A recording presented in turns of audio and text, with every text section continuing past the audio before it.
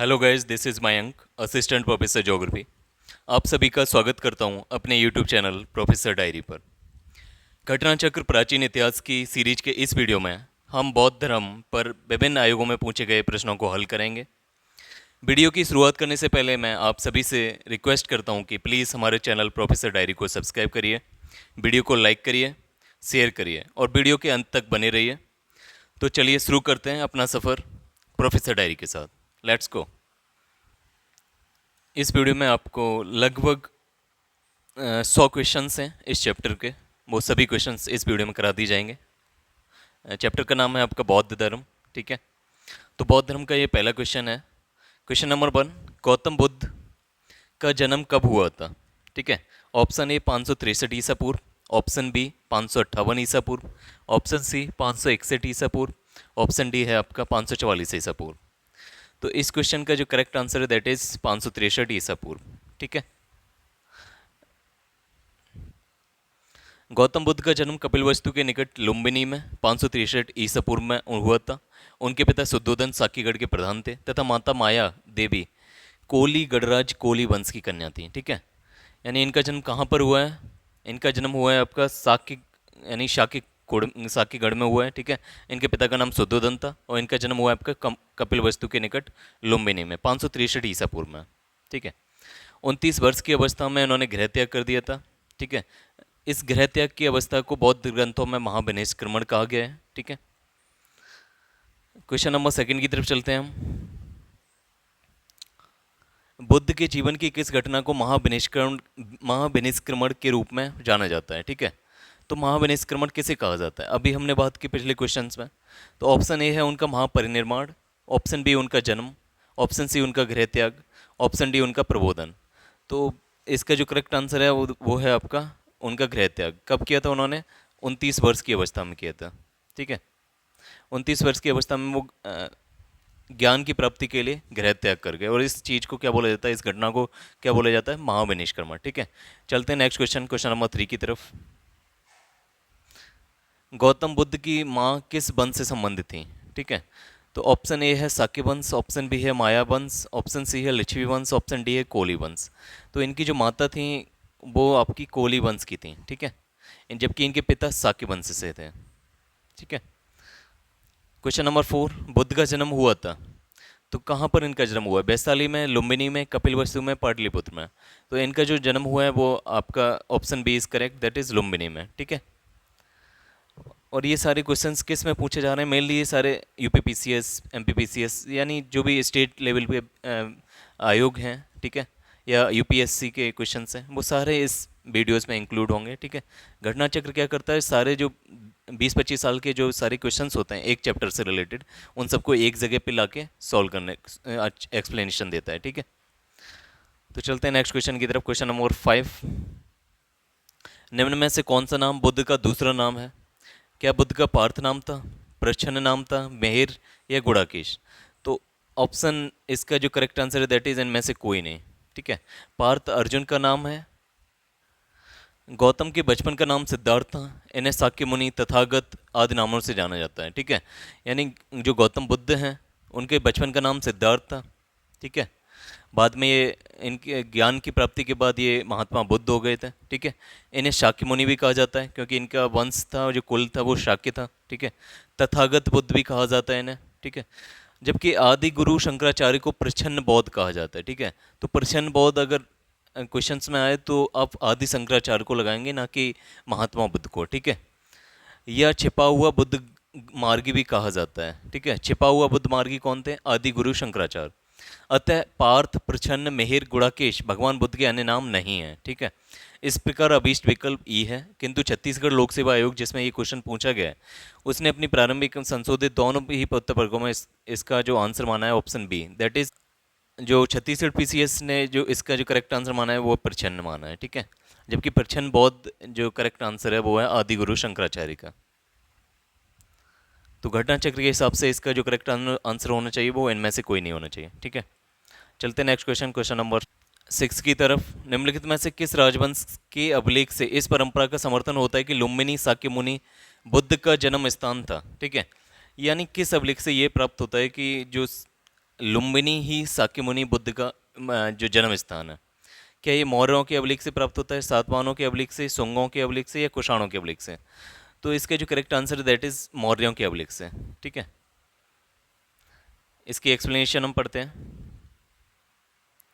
मौर्य वंशी शासक अशोक के रूमेनदेही अभिलेख, ठीक है, कौन से अभिलेख से बुद्ध का जन्म के बारे में प्राप्त हो रहा है, या लुम्बिनी के बारे में जिस डिस्क्रिप्शन दे रखा है वो रूमेनदेही अभिलेख से प्राप्त होता है। ठीक है, और किसने बनवाया था रूमेनदेही अभिलेख? ये अशोक ने बनवाया था, जब वो इनकी लुम्बिनी की तीर्थ यात्रा पर गया हुआ था। ठीक है, और वहाँ जाके उसने टैक्स भी कम किया था, तो वो सारी चीज़ें रूमेनदेही के अभिलेख पे लिखी हैं। अभिलेख से सूचना मिलती है कि शाक्यमुनि बुद्ध का जन्म लुम्बिनी में हुआ था। इस अभिलेख के अनुसार अशोक राज्याभिषेक के 20 वर्ष बाद यहाँ आया था और उसने इस स्थान की पूजा की थी जहाँ शाक्यमुनि बुद्ध का जन्म हुआ था। साथ ही इस अभिलेख में लुम्बिनी के बुद्ध का जन्म स्थल होने के कारण इसे कर छूट प्रदान करने की घोषणा भी की थी। ठीक है, और इसका उल्लेख भी रोमनदेही के अभिलेख से प्राप्त होता है। तो ये मौर्यवंशी शासक अशोक के रोमिंदेही अभिलेख से सूचना मिलती है कि शाक्य, यानी ये हम पढ़ चुके हैं कि इसी अभिलेख से सूचना मिलती है कि उसने कर छूट भी दी थी। ठीक है, रोमिंदेही को, यानी जो लुम्बिनी जो अभिलेख है जिसका नाम रोमिंदेही अभिलेख है, उसमें यह भी लिखा है कि शाक्य मुनि का जन्म लुम्बिनी में हुआ था और उस स्थान पर उसके आसपास के एरिया में अशोक ने अपने साम्राज्य में उसको कर छूट भी दिया था। ठीक है, चलते हैं नेक्स्ट क्वेश्चन, क्वेश्चन नंबर 7 की तरफ।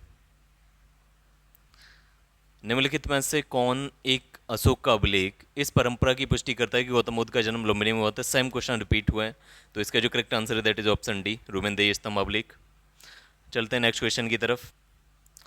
क्वेश्चन नंबर 8, निम्नलिखित में से किस राजा के एक अभिलेख से सूचना मिलती है कि शाक्य मुनि बुद्ध का जन्म लुम्बिनी में हुआ था? ठीक है, तो वही क्वेश्चन बार बार अलग अलग एंगल से पूछा जा रहा है। तो ये अभिलेख कौन सा था? रोमिंदेही का अभिलेख था। ठीक है, और ये शासक कौन सा था जिसने ये अभिलेख बनवाया था? तो वो था ऑप्शन ए, अशोक। ठीक है, क्वेश्चन नंबर 9,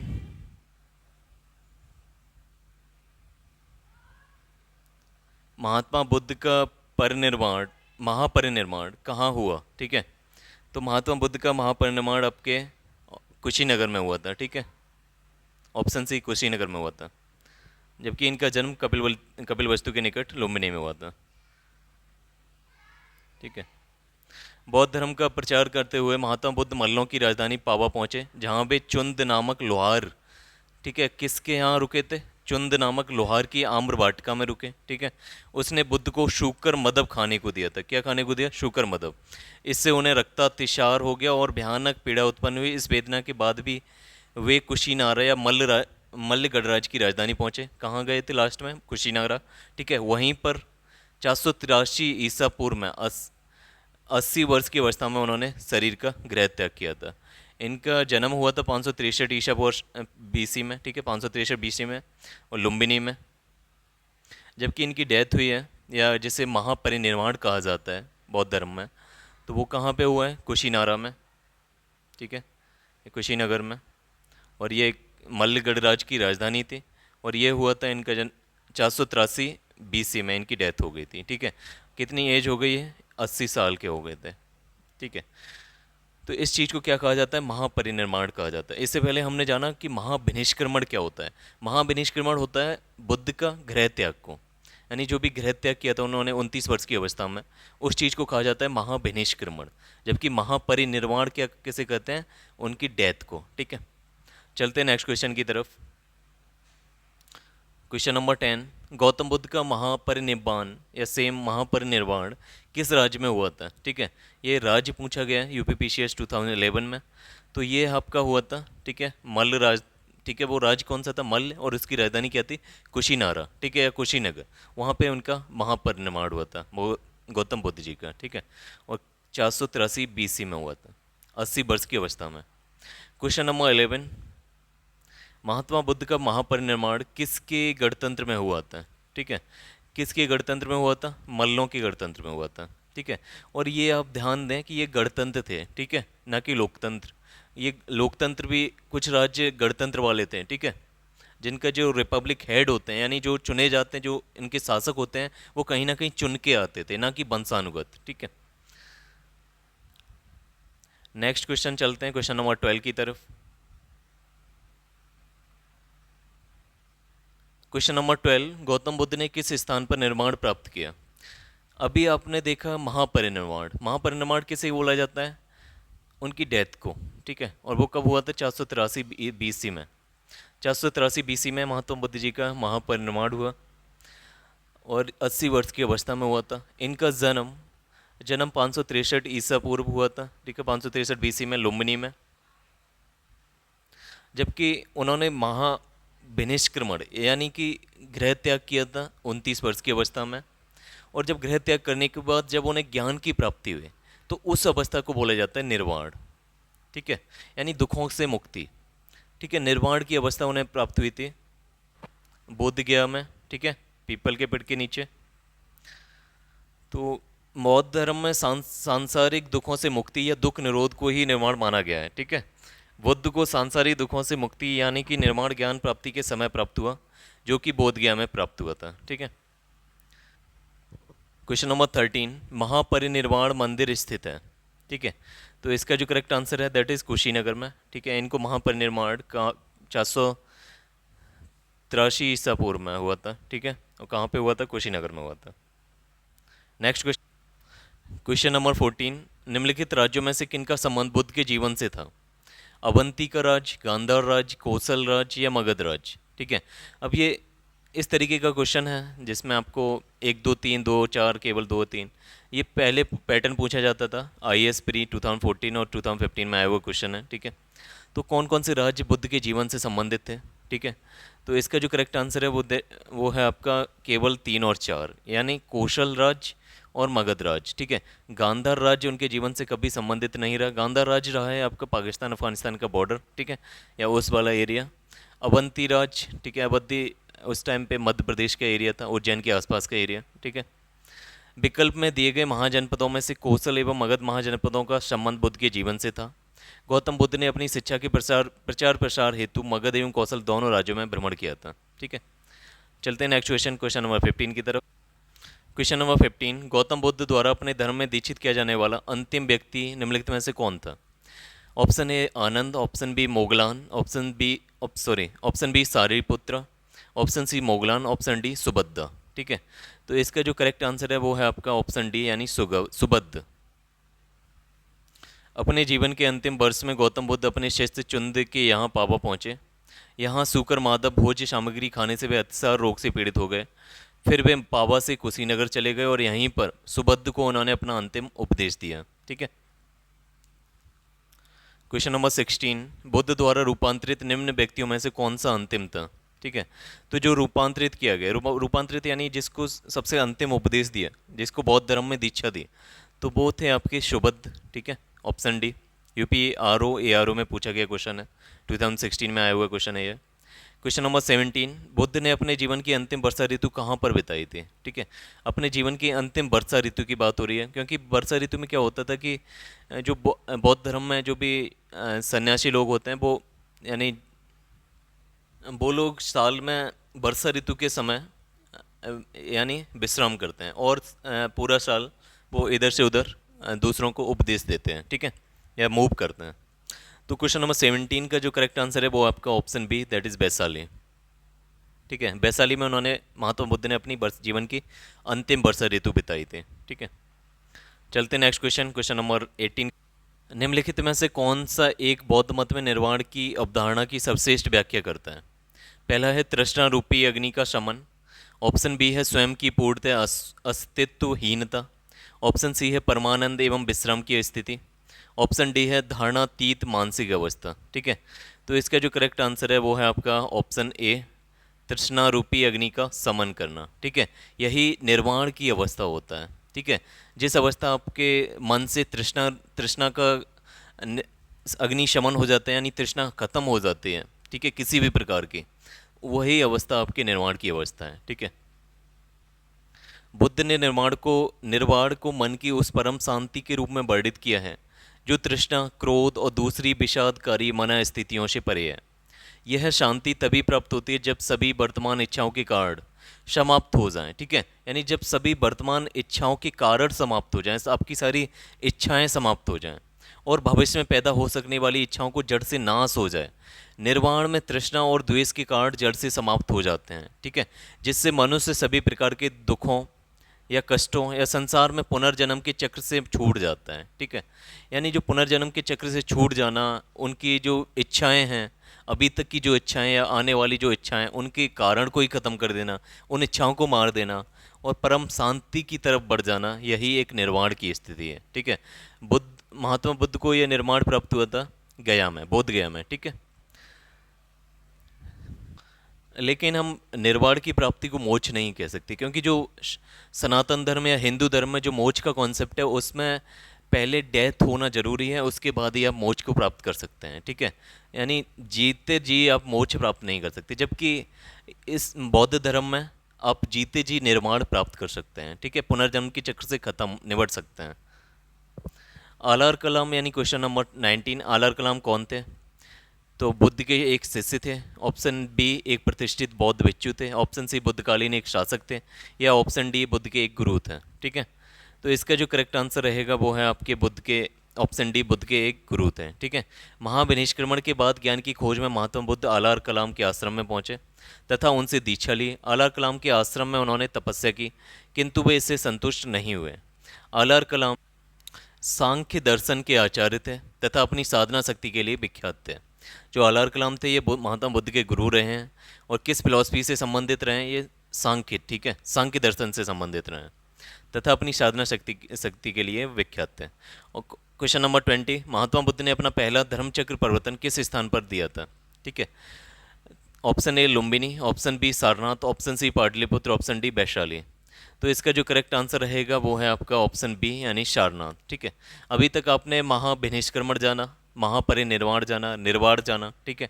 अब हम एक नया कॉन्सेप्ट लेके आ रहे हैं, धर्मचक्र परिवर्तन, ठीक है। जैसे निर्माण यानी जो निर्माण है वो आपकी इच्छाओं की समाप्ति होती है, आपके दुखों का निवारण वाली अवस्था होती है। उसी प्रकार से महापरिनिर्वाण आपकी देह का निवारण होता है, यानी आपका जब डेथ हो जाती है उसको महापरिनिर्वाण कहा जाता है। जबकि महाभिनिष्क्रमण जो हमने पढ़ा था वो होता है गृह त्याग की अवस्था। उसी प्रकार से धर्मचक्र परिवर्तन जो कॉन्सेप्ट है इसका अर्थ होता है, यानी वो पल जब महात्मा बुद्ध ने अपना पहला उपदेश दिया था, जहाँ से धर्म में परिवर्तन करना स्टार्ट किया, ठीक है, जहाँ से अपने मत का प्रचार प्रारंभ करना स्टार्ट किया, तो उस वाले टाइम पीरियड को क्या बोला जाता है? धर्मचक्र परिवर्तन, ठीक है। ज्ञान प्राप्ति के पश्चात गौतम बुद्ध ने अपने मत का प्रचार आरंभ किया। उरुवेला से वे सबसे पहले ऋषिपतन या वर्तमान में सारनाथ वाराणसी के निकट आए। यहाँ उन्होंने 5 ब्राह्मण सन्यासियों को पहला उपदेश दिया। इस प्रथम उपदेश को धर्मचक्र परिवर्तन कहा जाता है, ठीक है। चलते हैं नेक्स्ट क्वेश्चन की तरफ। क्वेश्चन नंबर 21, बुद्ध ने अपना पहला उपदेश कहाँ दिया था? इसका जो करेक्ट आंसर है वो आपका Sarnath, option B. Question number 22, Sarnath में अपना प्रथम प्रवचन किसने दिया? वही इधर उधर करके क्वेश्चन रिपीट हो रहा है, तो इसका करेक्ट आंसर है महात्मा बुद्ध जी ने, ठीक है। क्वेश्चन नंबर 23, गौतम बुद्ध अपना प्रथम उपदेश कहाँ दिए थे? सारनाथ में, ठीक है। क्वेश्चन नंबर 24, ग्रंथों में उल्लिखित धर्मचक्र परिवर्तन है क्या चीज़ है? उनका बुद्ध यानी बुद्ध का दर्शन है, सारनाथ में दिया गया उनका प्रथम उपदेश है, उनके धार्मिक आदर्श हैं, ऑप्शन डी बौद्ध अनुष्ठान है। तो इसका करेक्ट आंसर है सारनाथ में दिया गया उनका प्रथम उपदेश है, ठीक है। क्वेश्चन नंबर 25, धर्मचक्र परिवर्तन किया गया था सांची में किया गया था, श्रावस्ती में, सारनाथ में, वैशाली में? इसका करेक्ट आंसर है आपका सारनाथ। क्वेश्चन नंबर 26, बुद्ध ने सर्वाधिक उपदेश दिए थे, ठीक है। यानी अगर बात की जाए पहले उपदेश की तो वो सारनाथ में दिया गया था, जिस अवस्था को बोला जाता है धर्मचक्र परिवर्तन।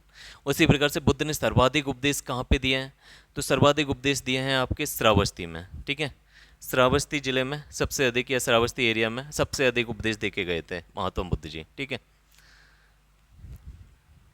अगर आपको वीडियोस पसंद आ रहा है, ये वीडियो पसंद आ रहा है, तो आप लाइक करिएगा, शेयर करिएगा, चैनल को सब्सक्राइब करिएगा, ठीक है। और आपको जो जो चीज़ें इससे पहले नहीं पता थी, ठीक है, उनको पॉइंट आउट करते जाइएगा, लिखते जाइएगा हल्का हल्का। वीडियो को पॉज करके जो भी क्वेश्चन मैं पहले पढ़ूँ उसका आंसर अपने मन में रिकॉल करिएगा, ठीक है। आंसर जब हो जाए उसके बाद उसकी एक्सप्लेनेशन मैं करा रहा हूँ, वो याद करिए, ठीक है। क्वेश्चन नंबर 27, बुद्ध कौशाम्बी किसके राज्यकाल में आए थे, ठीक है। कौसाम्बी किसके शासन में आए थे? तो इसका जो करेक्ट आंसर है वो है उदयन, ठीक है। ये उदयन मगध वाली उदयन नहीं है, ठीक है। ये उदयन कौसाम्बी जिले के राजा हैं, ठीक है। महात्मा बुद्ध बत्सराज उदयन, ये कहाँ के राजा थे? बत्सर जनपद के, बत्सर राज्य के, ठीक है। उनके शासनकाल में कौसाम्बी आए थे तथा वहाँ उन्होंने 9 मास विश्राम किया। उदयन ने पेंडोला भारद्वाज के प्रभाव से बौद्ध बनने के बाद घोषिताराम बिहार भिक्षु संघ को दान किया। ये क्वेश्चन बार बार रिपीट होता है कि घोषिताराम बिहार भिक्षु किसने महात्मा बुद्ध को दान किया या भिक्षु संघ को दान किया? तो ये दान किया है उदयन ने। कहाँ के राजा थे? बत्सराज उदयन, ठीक है। क्वेश्चन नंबर 28, बुद्ध की मृत्यु के पश्चात प्रथम बौद्ध संगीति की अध्यक्षता की गई थी।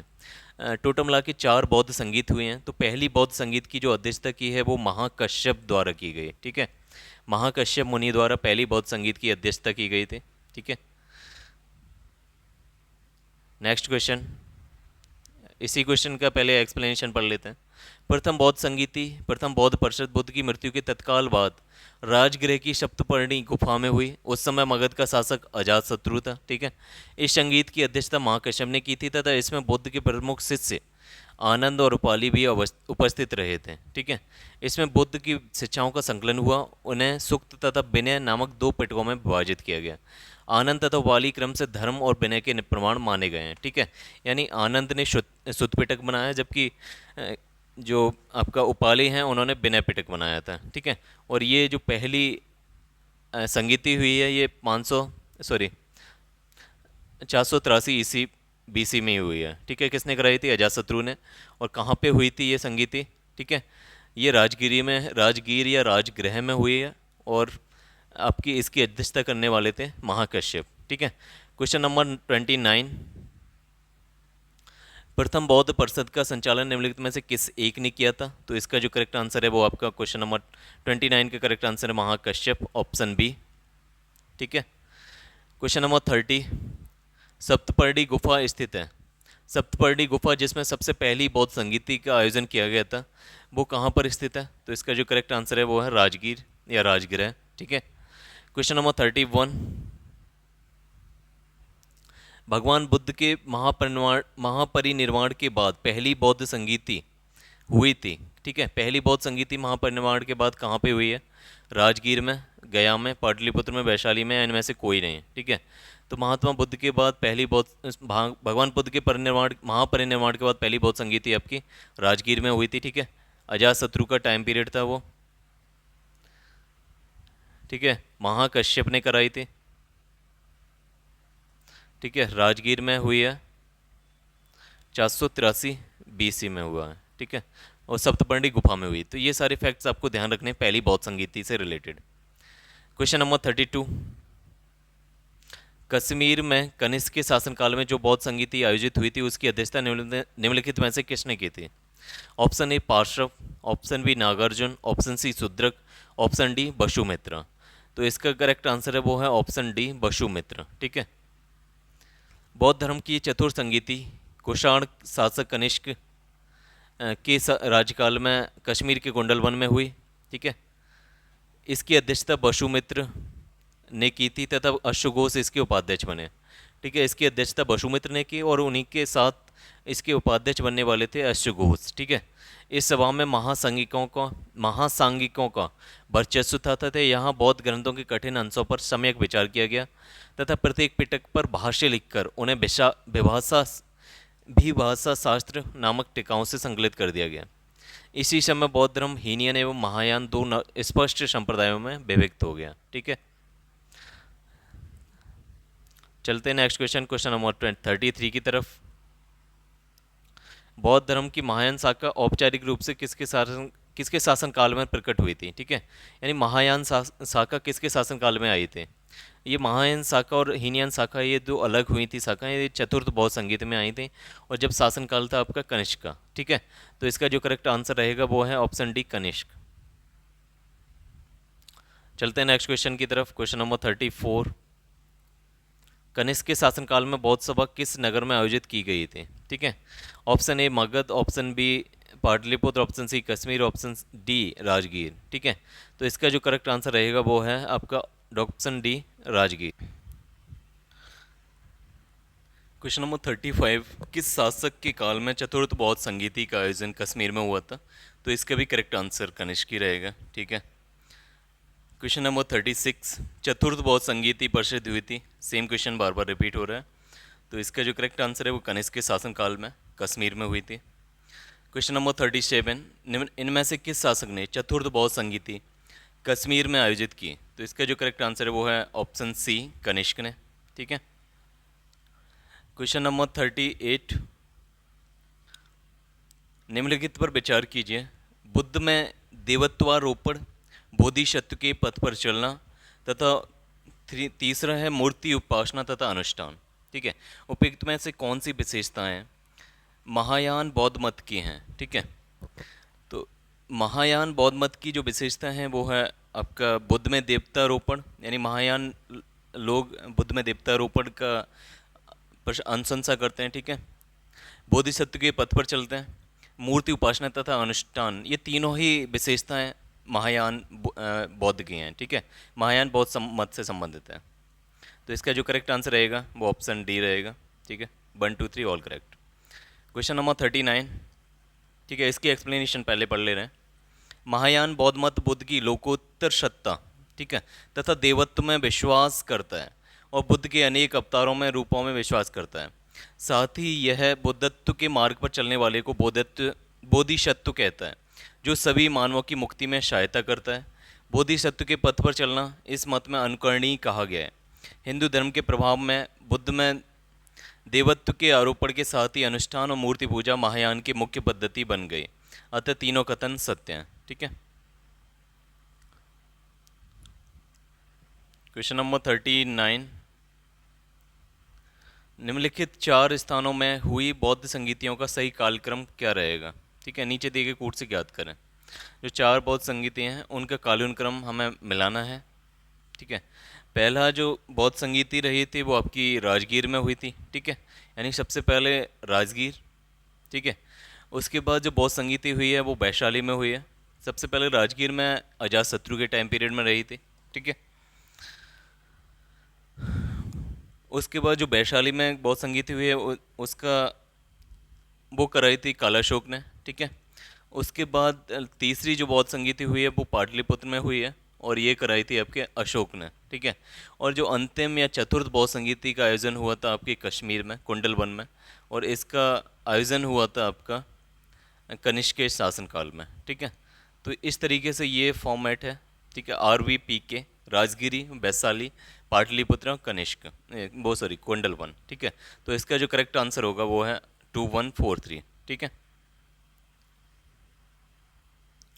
प्रथम बौद्ध संगीति बुद्ध की मृत्यु के तत्काल बाद मगध नरेश अजातशत्रु के कार्यकाल में राजगिरी तथा राजगीर स्थित सप्तपर्णी गुफा में संपन्न हुई थी।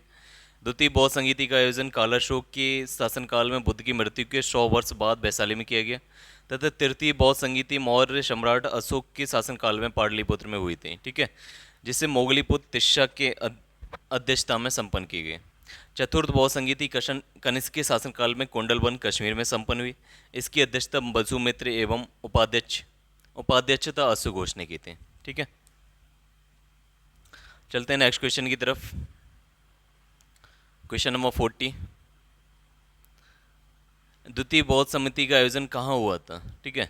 तो द्वितीय बौद्ध समिति का जो आयोजन होगा वो है आपका पहला थी राजगीर में, ठीक है, दूसरी आपकी वैशाली में, तीसरी आपकी पाटलिपुत्र में, चौथी आपकी कुंडलवन कश्मीर में, ठीक है। तो सेकंड वाली जो हुई है वो है वैशाली में, ठीक है। इसका करेक्ट आंसर है option B, Vaishali. Question number 41, तृतीय बौद्ध सभा किस स्थान पर बुलाई गई थी, ठीक है। तो तृतीय बौद्ध सभा आपके पाटलिपुत्र में बुलाई गई थी, ठीक है, अशोक के समय पे। क्वेश्चन नंबर 42, प्रथम बौद्ध समिति का आयोजन हुआ था। प्रथम बौद्ध समिति का आयोजन किसके शासनकाल में हुआ था? तो इसका जो करेक्ट आंसर है वो है आपके अजातशत्रु। अगर हम सभी बौद्ध समिति के आयोजन और उनके आयोजन स्थल और उनके राजा की बात करें किसके शासनकाल में हुआ है, तो पहले ही बौद्ध संगीति का आयोजन हुआ था आपका राजगीर में, और ये थे राजा थे उस टाइम पे अजातशत्रु, ठीक है। दूसरी जो बौद्ध संगीति हुई थी वो हुई थी आपके वैशाली में, ठीक है। और ये उस टाइम पे जो शासन चल रहा था वो था काला अशोक का। तीसरी जो बौद्ध संगीति हुई है उसका आयोजन पाटलिपुत्र में किया गया, और ये अशोक के शासनकाल में आयोजित की गई थी। चौथी बौद्ध संगीति कुंडलवन कश्मीर में हुई है, कनिष्क के शासनकाल में। ठीक है, तो ये यहाँ से आप देख लेंगे। प्रथम बौद्ध संगीति का आयोजन अजातशत्रु के शासनकाल में संपन्न हुआ। क्वेश्चन नंबर 43, निम्नलिखित में से किस नगर में प्रथम बौद्ध सभा आयोजित की गई थी? ठीक है, किस नगर में प्रथम बौद्ध सभा आयोजित की गई थी? तो इसका जो करेक्ट आंसर रहेगा वो रहेगा आपका राजगीर। प्रथम बौद्ध सभा की बात हो रही है। ठीक है, क्वेश्चन नंबर 44, निम्न में से किस शासक ने द्वितीय बौद्ध सभा का आयोजन किया था? द्वितीय बौद्ध सभा काला अशोक के टाइम पीरियड पे हुई थी। क्वेश्चन नंबर 45, बुद्ध के जीवन की 4 महत्वपूर्ण घटनाओं और उनसे संबंध 4 स्थानों का नीचे उल्लेख है। यह 2 स्तंभों एवं यह 2 स्तंभों पहला और दूसरे में अंकित हैं, इनका सुमेल करना है। ठीक है, तो जन्म कहाँ पर हुआ है? ठीक है, जन्म कहाँ पे हुआ था? लुम्बिनी में। ज्ञान प्राप्ति कहाँ पे हुई है? बोध गया में। प्रथम प्रवचन जिसे धर्मचक्र प्रवर्तन कहा जाता है वो कहाँ हुआ? सारनाथ में। और निधन कहाँ पे हुआ है? कुशीनगर में, जिसे महापरिनिर्वाण कहा जाता है। ठीक है, तो ये क्वेश्चन आपने मिलान किया। क्वेश्चन नंबर 46 देखते हैं। भारतीय कला में बुद्ध के जीवन की किस घटना का चित्रण मृग सहित चक्र से किया गया है? मृग सहित चक्र से जो जिस घटना का उल्लेख किया गया है वो है आपका प्रथम उपदेश का। ठीक है, जिसे धर्मचक्र परिवर्तन भी कहते हैं। ठीक है, भारतीय कला में बुद्ध के जीवन के प्रथम उपदेश का चित्रण मृग सहित चक्र द्वारा हुआ है। बुद्ध ने अपना प्रथम उपदेश सारनाथ में मृग दाव या हरिण वन में किया था। ठीक है, क्वेश्चन नंबर 47, सूची फर्स्ट को सूची सेकंड से सुमेलित कीजिए तथा सूचियों के नीचे दिए गए कूट से सही उत्तर चुनिए। सूची फर्स्ट है चिन्ह, दूसरी तरफ है उनके अर्थ। ठीक है, जन्म किससे दिखाया जाता है महात्मा बुद्ध का? ठीक है, तो आपका जन्म दिखाया जाता है, जन्म आपका कमल से दिखाया जाता है। ठीक है, ऐसे मिला दीजिए। फिर प्रथम प्रवचन आपका धर्मचक्र प्रवर्तन से दिखाया जाता है। महाबोधि बोधि वृक्ष से दिखाया जाता है, जबकि त्याग घोड़े से दिखाया जाता है। ठीक है, यानी महानिष्क्रमण घोड़े से दिखाया जाता है। क्वेश्चन नंबर 48 की तरफ चलते हैं। करमापा लामा तिब्बत के प्रथम सॉरी करमापा लामा तिब्बत के बुद्ध संप्रदाय के किस वर्ग का है? ठीक है, यानी करमापा लामा तिब्बत के बुद्ध संप्रदाय के किस वर्ग का आता है? क्या ये गेलुगुप्पा से है, संबंधित है, कंग्युपा से संबंधित है, शाक्यपा से, या लिंगमापा से? ठीक है, तो इसका जो करेक्ट आंसर है वो है आपका कंग्युपा। ठीक है, करमापा लामा तिब्बत के बौद्ध संप्रदाय कंग्युपा वर्ग से संबंधित है। ठीक है, क्वेश्चन नंबर 49 की तरफ चलते हैं। महात्मा बुद्ध के संबंध में निम्नलिखित कथनों में कौन सही है? ठीक है, पहला है उनका जन्म कपिलवस्तु में हुआ था, तो ये आपका बिल्कुल सही है। ठीक है, उन्होंने बोध गया में ज्ञान प्राप्त किया था, ये भी सही है। उन्होंने वैदिक धर्म को अस्वीकार किया था, ये भी सही है, वो वेदाओं को नहीं मानते थे। उन्होंने आर्य सत्य का प्रचार किया था, ये भी बिल्कुल सही है। ठीक है, तो इसका जो करेक्ट आंसर रहेगा वो रहेगा ऑप्शन डी, 1 2 3 4। चलते हैं नेक्स्ट क्वेश्चन की तरफ। क्वेश्चन नंबर 50, बोध गया में महाबोधि मंदिर बनाया गया, जहाँ गौतम बुद्ध पैदा हुए थे उस जगह पे बनाया गया। तो महाबोधि मंदिर जो बनाया गया वो गौतम बुद्ध के पैदा होने के स्थान पे नहीं बनाया गया है, तो ये गलत हो गया। गौतम बुद्ध को ज्ञान प्राप्त हुआ था, ये बिल्कुल सही है। गौतम बुद्ध को ज्ञान प्राप्ति बोध गया में हुई थी और वहीं पर आजकल महाबोधि मंदिर बनाया गया है। ठीक है, तो इसका जो करेक्ट आंसर है वो है ऑप्शन बी, बोध गया में महाबोधि मंदिर कहाँ बनाया गया है? गौतम बुद्ध को जहाँ ज्ञान प्राप्त हुआ था। ठीक है, बोध गया में 6 वर्ष की साधना के पश्चात 35 वर्ष की आयु में महात्मा बुद्ध को वैशाख पूर्णिमा की रात को एक पीपल के वृक्ष के नीचे ज्ञान प्राप्ति हुई। ठीक है, 29 वर्ष की अवस्था में उन्होंने गृह त्याग किया, जिसे महाविनिष्क्रमण कहा जाता है, तथा 6 साल के बाद 35 वर्ष की अवस्था में उन्हें ज्ञान प्राप्ति हुई बोध गया में। ठीक है, जहाँ वो महात्मा बुद्ध कहलाए। क्वेश्चन नंबर 51, बोध गया में बोधि वृक्ष अपने वंश की इस पीढ़ी का है। ठीक है, यानी जब जो बोधि वृक्ष लगाया गया था, यानी जहाँ पर महात्मा बुद्ध का ज्ञान प्राप्ति हुई है वहाँ पर पीपल का वृक्ष था। ठीक है, जिसे बाद में शशांक गौड़ ने कटवा दिया गया था। ठीक है, फिर बाद में समय के साथ साथ उस जगह पे फिर से वृक्ष लगाया गया, पीपल के वृक्ष लगाया गया, जो उस टाइम का जो जो ओरिजिनल पीपल का पेड़ था उसकी, यानी जो ओरिजिनल पीपल का वृक्ष था उसका जो उसी वंश का एक पीपल का वृक्ष जो श्रीलंका में था वहाँ से एक पेड़ लाया गया और फिर से वापस बोध गया के स्थान पे लगाया गया, जो आज अपने वंश की पांचवी पीढ़ी का वृक्ष है। ठीक है। महाबोधि मंदिर स्थित वर्तमान बोधि वृक्ष वही नहीं है जिसके नीचे बैठकर महात्मा बुद्ध ने ज्ञान प्राप्त किया था। तो इन सांग के अनुसार उस मूल वृक्ष को 7वीं शताब्दी में सम्राट शशांक ने नष्ट करा दिया था। वर्तमान वृक्ष जिसे हम देख रहे हैं वह 5वीं पीढ़ी का वृक्ष है जिसे अलेक्जेंडर कनिंगम ने लगवाया था। यह वृक्ष पूरी तरह संरक्षित है और केवल इससे गिरी हुई पत्तियों को ही छूने में उठाने का अधिकार है। ठीक है। क्वेश्चन नंबर 52 की तरफ चलते हैं। निम्नलिखित में से कौन सा बौद्ध पवित्र स्थल निरंजना नदी पर स्थित है? ठीक है, यानी कौन सा बौद्ध पवित्र स्थल निरंजना नदी पर स्थित है? तो इसका जो करेक्ट आंसर है वो है बोध गया। ठीक है, पवित्र बौद्ध स्थल बोध गया जहां गौतम बुद्ध को सर्वप्रथम ज्ञान प्राप्त हुआ था, निरंजना नदी पर स्थित है। आधुनिक फाल्गुनी नदी को ही पूर्व में निरंजना के नाम से जाना जाता है। यह नदी दो छोटी धाराओं निरंजना एवं मोहना के मिलने के बाद बनती है। ठीक है। क्वेश्चन नंबर 53, बुद्ध के उपदेश किससे संबंधित हैं? ठीक है, आत्मा संबंधी विवाद, ब्रह्मचर्य, धार्मिक कर्मकांड या आचरण की शुद्धता एवं पवित्रता। ठीक है, तो क्वेश्चन नंबर 53 का करेक्ट आंसर है ऑप्शन डी, आचरण की शुद्धता व पवित्रता। महात्मा बुद्ध के उपदेश आचरण की पवित्रता एवं शुद्धता से संबंधित है। बुद्ध के उपदेशों में आत्मा संबंधी विवाद नहीं है। धार्मिक कर्मकांडों की बुद्ध ने आलोचना की है। ठीक है,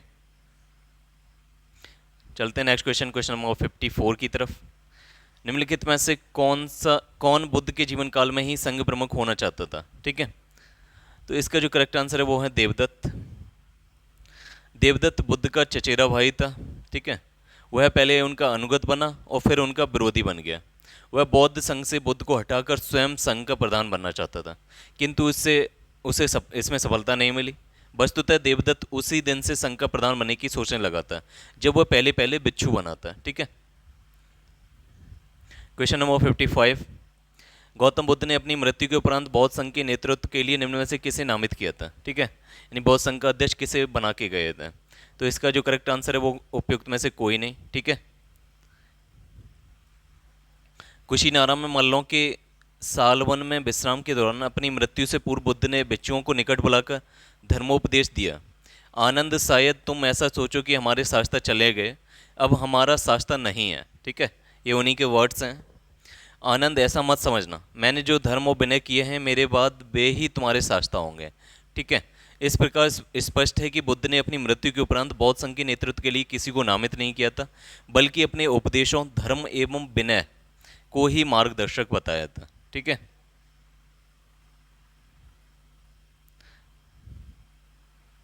क्वेश्चन नंबर 56, अष्टांग मार्ग की संकल्पना अंग है। ठीक है, किस चीज का अष्टांग मार्ग की संकल्पना एक अंग है? पहला है दीपवंश की विषय वस्तु का, दिव्यवदान की विषय वस्तु का, ऑप्शन सी महापरिनिब्बाण की विषय वस्तु का, ऑप्शन डी धर्मचक्र प्रवर्तन सूत्र की विषय वस्तु का। ठीक है, तो इसका जो करेक्ट आंसर है वो है ऑप्शन डी। ठीक है, यानी धर्मचक्र प्रवर्तन सूत्र की विषय वस्तु का। गौतम बुद्ध ने चतुर्थ आर्य सत्य में दुख निरोध का उपाय बताया है। ठीक है, इसे दुख निरोध गामिनी प्रतिपदा कहा जाता है, यानी दुख निरोध का क्या उपाय हो सकता है?